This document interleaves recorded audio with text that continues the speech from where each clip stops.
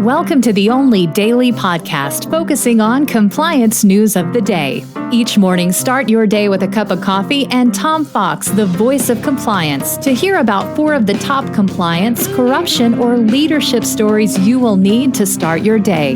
The Daily Compliance News is a production of the Compliance Podcast Network. First, a word from our sponsor.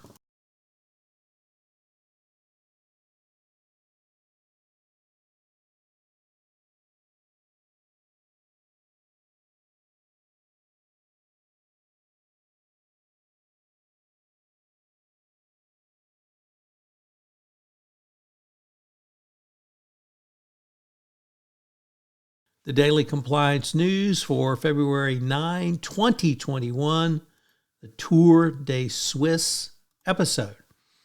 And we begin with that story. What is a Tour de Suisse? Well, it is a tour through Switzerland's red light districts. All of this came to light in the trial of a Swiss banker, Perrin Vincez, a former chief executive of a Swiss bank.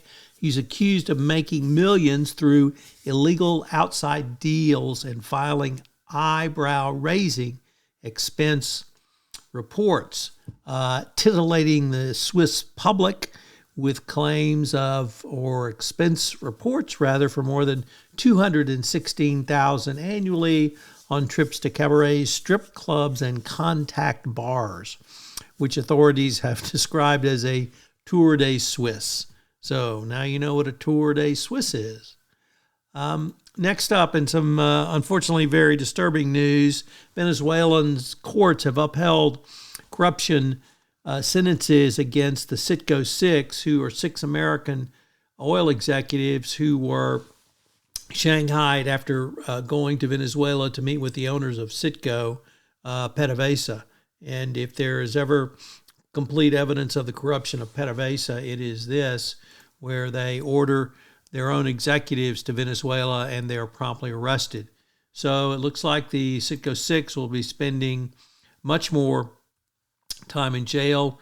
The Venezuelan Supreme Court has upheld these charges. They are as much as 13 years, so it's going to be a tough road to hoe for these 6, and we can only hope that somehow the men will be arrested through diplomatic means. And this story comes to us from Jalopnik, a first-time contributor to the Daily Compliance News. Next up from Reuters, not really anything new from the compliance perspective, but the recent SEC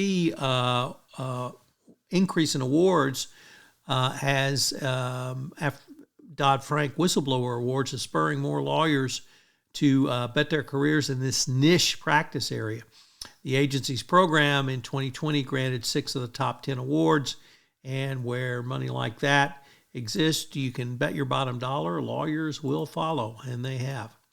And finally, from the Risk and Compliance Journal at the Wall Street Journal, David Smagala reporting yet another Chinese company charged with trade allegations of theft of intellectual property in the United States. Unfortunately, this is something we have seen over and over again of Chinese companies stealing IP and taking it into China. This is unusual because there's actually criminal charges brought against the Chinese individuals who were involved in this allegation of theft of intellectual property. The Daily Compliance News is a production of the Compliance Podcast Network and a proud member of C-Suite Radio. Thanks so much for listening. I hope you'll join me again tomorrow.